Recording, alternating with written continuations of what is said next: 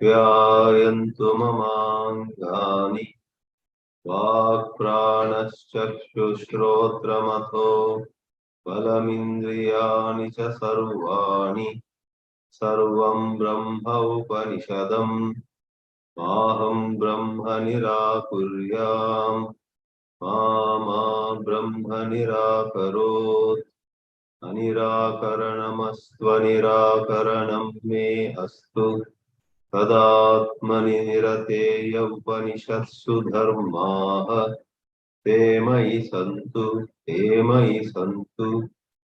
ॐ शान्ति शान्ति शान्तिः।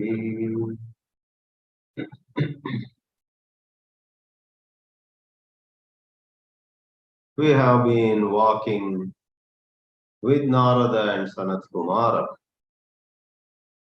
even as the two spiritual giants have been talking about so much to be discovered within our own existence, within our own life, in this spiritual domain. By the word spiritual, for that matter, we broadly mean something inside us. The material world is something outside us. The spiritual world, Adhyatmika, is something inside us. As you may remember, Sanat-kumāra asked Nārada to give out all the subjects that he had studied. And after hearing a long list of subjects, Sanat-kumāra said, all this is name only.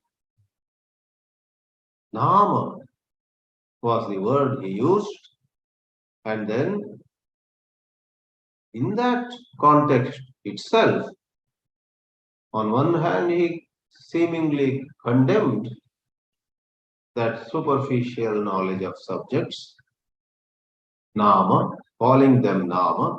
On the other, he said Nama itself has great scope for shining in this world. Some of you may wonder, was it not a contradiction? By calling all Narada's knowledge, Nama eva etat, all this is just name, it seemed that it did not have much value. But in the very first khanda of this 7th chapter of Chāndogya Upanishad from the Atharva Veda, Sanat-kumāra praised Nama. It's not a contradiction.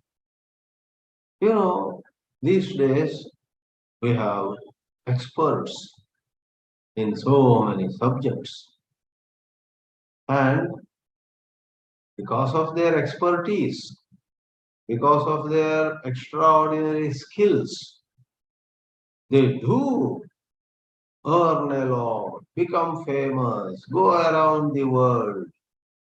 They shine. A Nobel Prize winner, an Olympic gold winner, winners of various trophies and awards in numerous fields of human endeavor are made almost into a deity. Hollywood and Bollywood heroes and heroines are made into little gods. In that sense, Nama, certain so-called mastery over subjects, can make one, man or woman, become very renowned in this world. Then why was Nama, the mastery over subjects per se, why was it condemned also? That is where the point lies. Have a private interview with the Olympic gold winner. Have a private interview with the Nobel Prize winner, not immediately after he wins the prize, after a length of time, because the excitement, the joy, the pride, the sense of, I am great, etc., just fades away after some time. Many celebrities eventually live in much misery, much sorrow, much self-condemnation, so on. So I'll not go long on this. Mastery over various subjects, very impressive qualifications, very, very wonderful visiting cards with so much of designations and list of our achievements, etc. They have two sides. In a worldly sense, they can take us very far. But in a deeply spiritual sense, they are just a beginning. Therefore, Sanat-kumāra said, go beyond Nama, come to Vak. Go beyond Vak, come to Manaha. From Manaha, go to Sankalpa, Chittam, Dhyanam, Vijnanam. And in the last class, we saw Balam. Are you a man of strength, maybe with less knowledge? Or are you with lot of knowledge, but inside a weakling? Many knowledgeable people are cowards. And then there are people who have less knowledge, who are so brave. So Bhalam is physical strength, emotional strength, and physical strength is quite an important side of that strength in the present context. With this, we now proceed to the subject of this class. In order that we may have physical strength of the right kind, a comprehensive physical strength. Do not look at physical strength as merely consisting in lifting weights or running a long distance without getting too much fatigued, etc. Take the sense of physical strength much more than those one or two ways in which physical strength expresses itself. Physical strength is a matter of a whole lot of alignment within us, alignment inside this physical body, and to make possible that kind of excellent alignment and excellent known and unknown criteria being fulfilled. What I mean is sometimes you look at a person, hale and hearty, apparently, and brisk and vigorous and moving about, and you say, wow, this man seems to be so fit.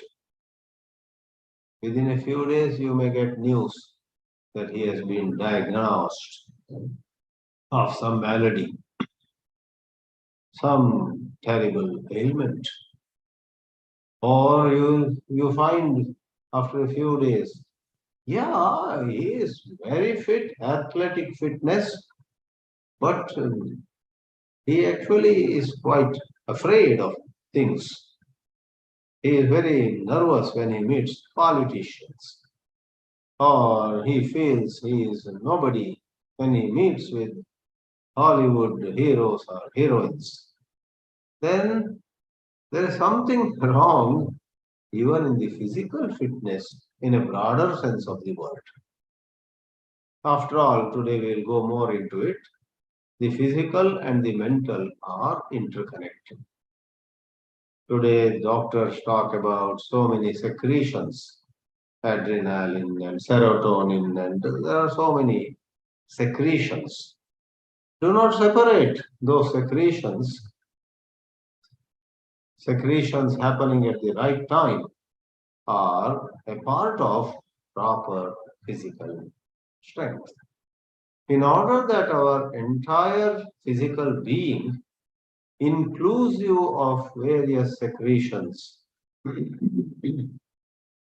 is in excellent shape, right food is a must. Before we enter the title slide, let me make one more statement. Even as the systems of medicine of modern world, especially allopathy, is advancing, making unbelievable strides. New medicines are found, new injections are found, new vaccines are found. So much is done, agreed. Even as all that glitter and glamour goes with modern medicine, modern understanding of health, we know very well that we live in a world pretty much where the food is pretty much adulterated. The milk we drink has chemicals. The water we drink is not surely the best one. Sometimes some purifying processes are criticized that they actually kill or even remove certain helpful, healthy ingredients from water. I am not an expert in this, but all of us have heard how some purifier filter like RO is criticized in certain circles as making the waters quote and unquote so pure that certain minerals are also taken away. So in the light of it, I'll say the second part of the story. Today, all over the world, especially in India, this country of ours, there are a number of camps where we are taught to eat right food. Annam. Annam is our topic this evening in India, this morning in the West. Camps for 10 days, camps for 2 weeks, and various kinds of right food have been prescribed. In Bangalore, there is one Khadar, and he has got a campaign of millets. He calls it Siri Dhanya. Siri is a Kannada version of Shri or wealth. So, millets. And then there is some Maharashtrian expert, Dr. Dikshit. He is a professor in a government medical college. And he has been advising, he has been on a campaign of prescribing not so much what you eat. Interestingly, he's not talking about what you should eat. He gives quite a lot of freedom about what you eat. But his system is eat only twice in 24 hours. Other time you may take some liquids of certain, like buttermilk, light buttermilk, or black tea, not with milk, not with sugar. But 2 windows of time in the entire 24 hours, each window of 55 minutes. And first you may laugh at it. How can that make a difference? But there are thousands and thousands who have cured themselves of ailments by taking annam, maybe a 55 minutes window, morning 10 o'clock or something like that, and another 55 minutes window in the evening 6 o'clock or something. Other than these 2 windows of time, they only take certain permitted drinks, not milk or curd or no, green tea or black tea or light buttermilk and so on. So there's a revolution going on. There are so many campaigns going on which have made a big difference. No expense anymore of medicines. You don't have to depend on medicines. You live a vibrant, healthy, fit life by taking right food. So I gave a little long introduction because somebody may imagine, oh, this evening's topic is not a very important topic because you are all so carried away by ideas of meditation, some tantra, mantra, and so on. Annam, food, might look as though it is a very unimportant topic. No.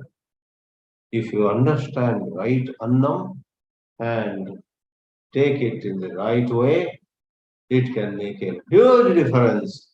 It can make the previous 8 factors go backwards. Balam, Vijnanam, Dhyanam, Chittam, Sankalpaha, Manaha, Vak, and Nama. All of them can get revitalized if your Annam is right. And if you go by Dr. Dikshit's method, if your lifestyle and when you take Annam, Doctor, I yesterday itself heard a totally 20 minutes video, but 10 minutes is where he talks about his prescription. Other 10 minutes is how he appreciates Sri Ravi Shankar's ashram where he had been recently. But the second half of the 20 minutes video, he gives his advice. He is a very qualified physician and he is on a campaign to popularize that method where he laughs at people. People go on biting something, gobbling something, so undisciplined manner.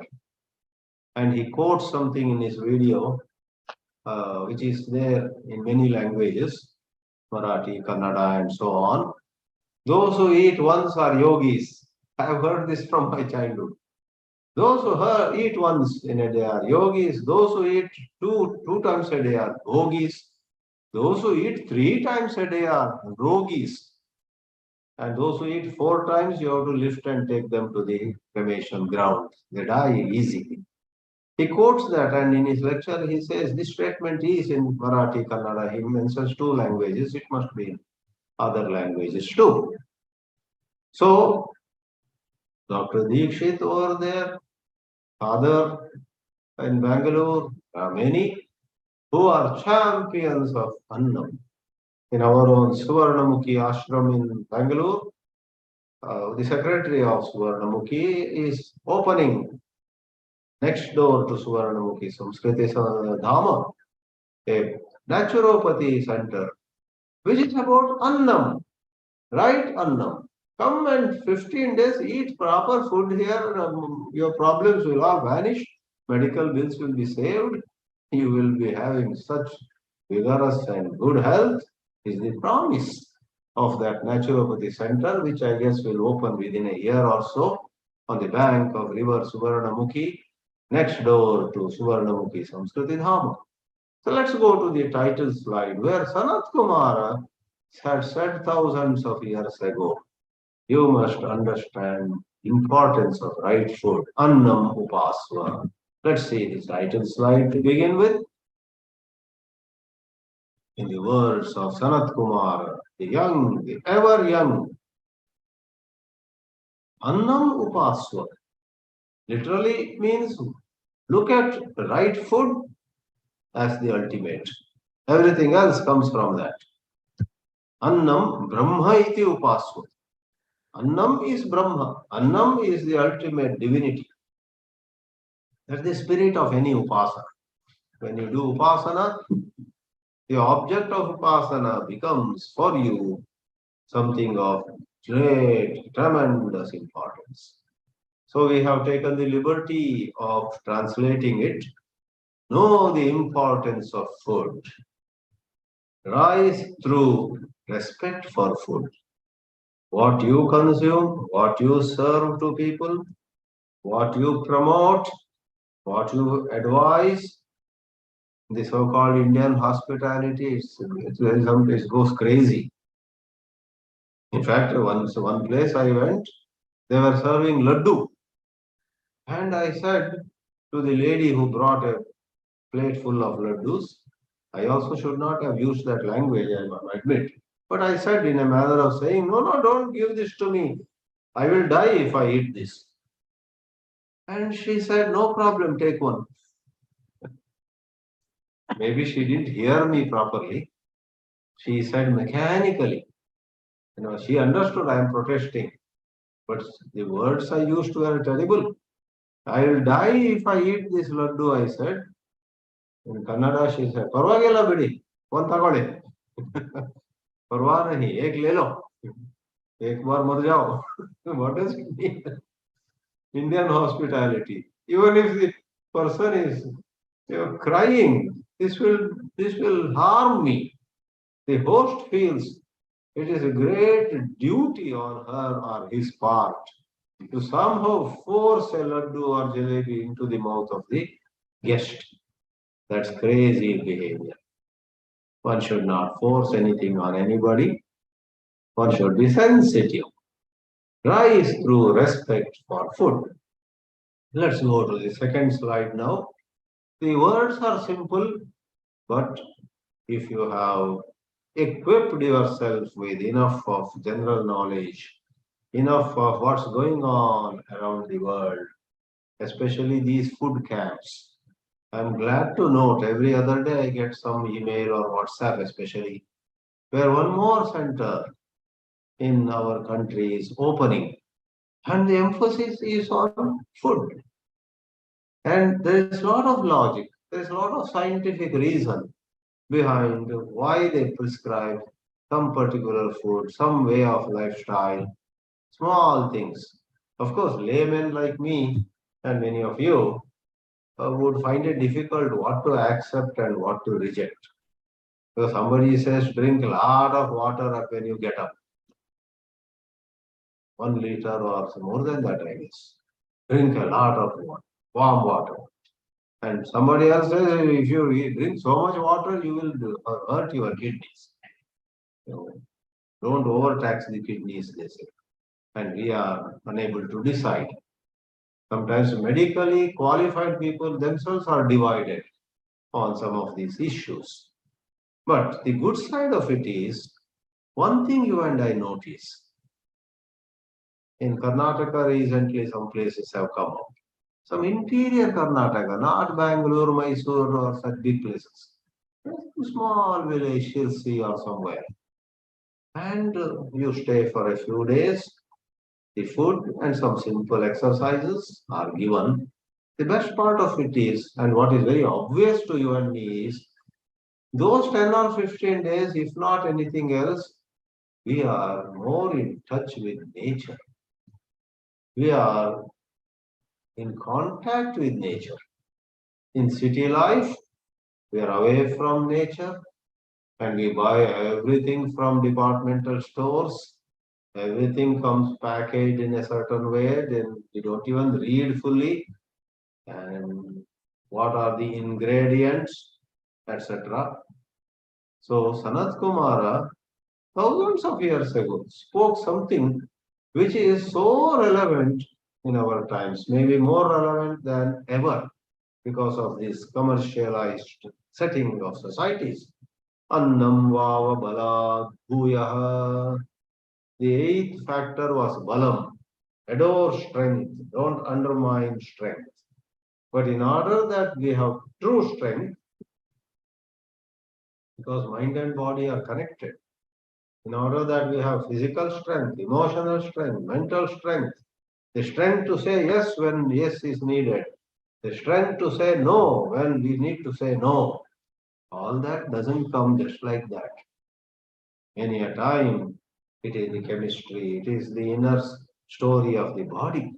In one of my earlier lectures, I had quoted Caroline Myss, M-Y-S-S, a mystic of the United States, who had said, your biography is your biology. And some of you may remember, what's the connection with biography and biology? Yes, if your biology, where food plays a major role, is such that at the wrong times some glands secrete some chemicals and you go wild. You become angry, you become lusty, you become jealous. You want some silly little thing with so much of intensity. Your biography will go haywire. That is your story of your life. You will miss opportunities, you will mess up wonderful chances where you could have consolidated your gains, right?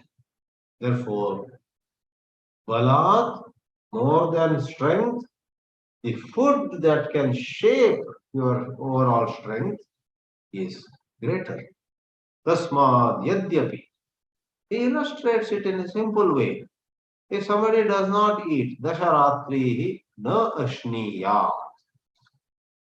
In the previous chapter, the son Shvetaketu does that and is unable to remember Veda mantras, which otherwise were always at his fingertips. Na ashniyat, mostly somebody would die also. But a good number of people, what, 10 days, even for a month, if they don't eat, somehow they survive. There are people like that. So Upanishad mantra gives consideration. Yadi u ha jivet. Some may die, but some who live, even if they live, even if they stay alive, you know what happens? Adrashta. They are not able to see things properly. In Shankara's commentary, there is a rather humorous expression. Guru. He doesn't even see his guru properly. A few elderly men are sitting, let us say, and because he did not eat for last 10 days, his eyesight has become so blurred. He wonders, who among those four people is my guru? All of them look alike. Maybe that is the meaning. Shankara does not elaborate. Adrashta na pashyati guroho api. Even in the context of recognizing one's own guru. Ashrota. One brahmachari in a certain ashram was so much into yoga, fasting, and sleeping on plain ground, though the ashram had given him nice bedding, etc. He developed some health problems, backache, and such things. And he would sit in an Upanishad class, but because of the discomfort in the body caused by his unhealthy, unintelligent ways of living, sleeping, etc., he could not hear. His mind was wandering, or maybe hearing itself was impaired. Then the Guru shouted at him, "You have come to study Vedanta, and why are you doing all this? We have given you a proper cot and proper bed and proper pillow. And we heard that you sleep on plain ground. Leave all that. Eat properly. Sleep properly." The Guru shouted. I guess then that brahmachari recovered. So if we don't eat well, ashrota, you don't listen. You miss out things. Suddenly you go into some sleepiness. Suddenly you faint as though. People undervalue food. Food has to be taken with great intelligence. Amanta, one cannot think properly. Abodha, one cannot understand properly. Akarta, then one doesn't do right things. One does wrong things.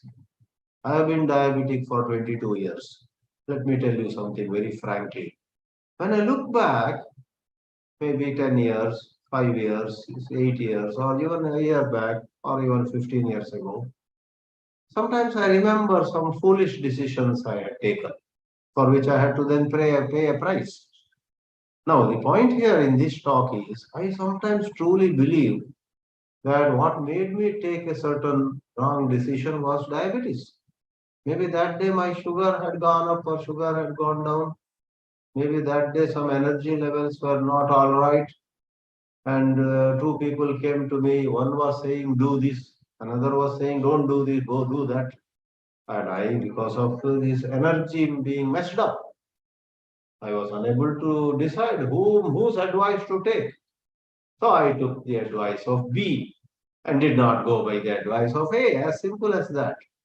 So somebody may say, Swamiji, we don't know why Swamiji decided in favor of A and rejected B or other way around. But maybe in Swamiji or anybody's case, what went wrong was certain energies, various secretions. Then one becomes a bit unclear. When we are not totally fit in the right sense of the word, we easily fall a prey to distractions. You are holding a Bhagavad Gita in hand and sitting on a local train or local bus, trying to read Bhagavad Gita. In between, you lift your head, a film poster, Bollywood poster, some hero, some heroine, some villain with a knife or something. In Bombay, nowadays I'm in Bombay. Bombay, you go from Andheri to Juhu, you will end up seeing at least 25 huge posters, now electronic posters, advertising everything. Well, the mad society does whatever it has to do. The question is, we are going in a car or in a bus or in some vehicle. For 2 seconds, our eyes fall upon some cinema poster. That's only half the story. Don't blame the society. If you stop concentrating on Gita, which is in your hands, but to wonder about who is this villain, who has made this movie, who is the playback singer, who is the director. 2 minutes, your mind wandered. You know why it happens? Your annam is not right in the context of this evening's topic. Because you have not been eating properly. You have been eating wrong food, junk food at wrong time, in wrong ways. Dr. Dikshit would say you are eating 11 times. Every time when something is available, somebody offers. Some of us have the habit. When somebody offers something, Indian hospitality or other side of Indian hospitality, the host is offering what should not be offered, and the guest is also unable to say no. Ah, no, I don't. No, please take some. Okay, give a little. So half jalebi one time. After 10 minutes, another half jalebi. So it's all because of wrong food. It's a very powerful section, I tell you. But annasya aye. Let's not go to the grammar of it. Shankara in his commentary says aya means agamana. Agamane aye. And aye is the form of another related word. Both of them mean when somebody gets food, when food comes to somebody, one eats, add the adjective, right food. When one eats the right food, transformation. So the center coming next to Suvarnamukhi Samskriti Dhama in Bangalore promises not just curing of some ailment, total transformation. Learn what right food is. Take right food, not just for those 15 days, even after you go home. Stick to that right food, which is nutritious, which gives you all that you need. Then, why do I call transformation? Why such a big word? Look at this mantra carefully. Earlier it was said Adrashta, Ashrota, Amanta, Abodha, Akarta, Vidnata. 6 One doesn't see properly, one doesn't hear properly, one doesn't think properly when one is eating wrong food. When you get right food, drashta bhavati shrot. No, us are all removed. Adrashta, drashta bhavati, ashrota, shrota bhavati, amanta, manta bhavati, abodha, bodha bhavati, akarta, karta bhavati, avidnata, vidnata bhavati. Don't you and I want this? You and I want to be intelligent, making right choices, right? Speaking rightly, letting ourselves express. We want to be assertive without being aggressive. We don't want to be passive either. When we are hungry, we would like to say, I'm hungry. Is there something I can eat? And when I'm not hungry, we should not hesitate to say, sorry, I'm not hungry. Please don't force this food on me. So in 100 issues, we want our mind and body to work properly in alignment. That is possible by Annam. Annam Upasva. Look at that. Let's quickly read the English translation. I guess by Swami Gambhirananda. Food indeed is greater than strength because it is the cause of true strength. If your food is not right, your strength could be a wicked strength. Hitler also had strength. There are many people who come across as strong, but their strength is not of the right kind. Therefore, should a man not eat for 10 nights, then maybe he dies. If he happens to live, he becomes unable to see, unable to hear, unable to reflect, unable to know, unable to perform, unable to understand. Motivational speakers should use this Upanishad mantra around the world. People who coach CEOs, who coach leaders, who coach people for living, a more effective life, they should all draw from this ninth section of the seventh chapter of Chāndogya. Because who doesn't want to perform, understand, know, reflect? On receiving food, he becomes able to see, hear, reflect. On receiving food, he becomes or she becomes able to know, perform, and understand. Therefore, meditate on food. We go to the next slide now. Simple yet profound and very practical. Sayaha annam brahma iti upaste. In all these 15 upasanas, starting with nama, ending with prana, and we are at the 9th this evening. In all the 15 upasanas, the one common line is, take this to be Brahma. Brahma is the ultimate. That means give maximum importance and see how it will affect the whole of your life. Everything will come around, everything will fall in place. Sayahannam Brahma iti upaste. In a language very much in agreement with Anna, the mantra says, Annavataha lokan abhisidhyati. Both Annavataha and lokan are what in grammar they call second case plural. They are the object of the sentence. One achieves, one attains. What does one attain? One attains domains rich with food.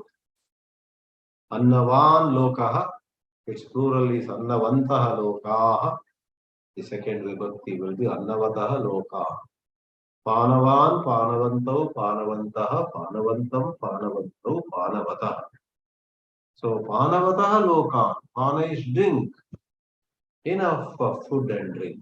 Abhisidhyati. Yavadannasya gatam. Never underestimate the importance of food, the range that food can go up to. Right food for your own consumption, for others' consumption. Food industry today. Food industry is vast. Vegetarian food, fish and poultry, a whole lot of things. It's a huge industry. One of my friends in Bangalore served in hotels in the food and beverage section for maybe 15, 20 years in five-star hotels, etc. And now he is very busy with running food packaging industry. And I learned bits and pieces from him that it's not just, buy from somewhere, pack it and sell somewhere else. This man, very creative, very innovative, he actually is doing an international business and they grow fish of various kinds. They grow creatures of various kinds, not only in this river or that lake, in vast stretches of the ocean.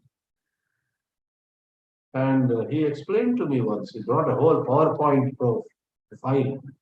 It was a little too much for me, but I understood some basics. He said, Swamiji, you are a spiritual person, and you may think that we, for mere commercial purposes or mere profit, we are playing with nature. On the contrary, the truth is different. On the contrary, our company is very conscious and concerned about the ecological balance and saving various species. Therefore, I can explain to you, he said, there are a lot of our projects Rather than finishing off aquatic life or some other life, we actually are trying to foster, nurture, nourish. I would believe in him. He is pretty much a student of Bhagavad Gita. So, somebody asked last week, later on after the class, I didn't understand this expression, annasya gatam. Earlier, balasya gatam was said, vijnanasya gatam, dhyanasya gatam. So, let me explain. Maybe that person did not hear some sentences before.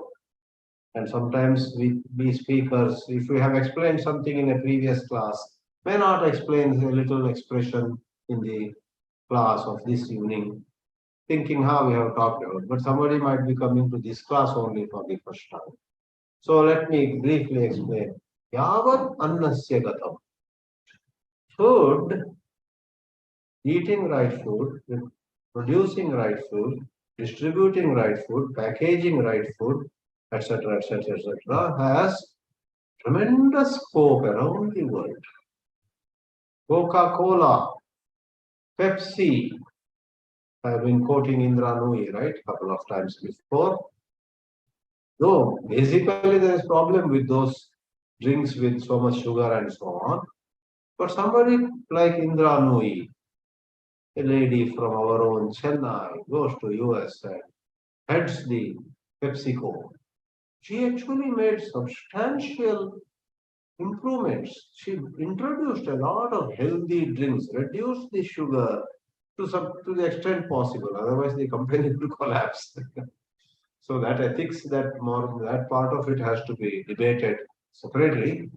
But definitely, Indra Nooyi was very alert. She was concerned with, if not eliminating the harm, she was bent upon reducing the harm and giving many alternatives. So in that way, that ethics is to be discussed separately. There would be an argument. We are keeping Pepsi here. We are also keeping another drink here, which is completely healthy. And we don't force the customer to buy Pepsi, but customers are fond of Pepsi and Coke and all. So is the business, is the seller morally right? Or would you say the seller should not keep Pepsi at all, even if it is harmful to a lesser extent? They should take it out of the shelf and sell only health drinks. Then not only Pepsi company would close business, that shop also, that restaurant also, that little bit roadside, all of them will close. Alas. So the ethics part of it, the unethical, don't blame on the company only. It is the customers themselves to a large extent. It is the customers who want sugary things, who want salty things, who want oily things. In your own town, go and tell some restaurant, remove all the unhealthy items, serve really healthy food. In 1 week, that restaurant will close if he follows your advice.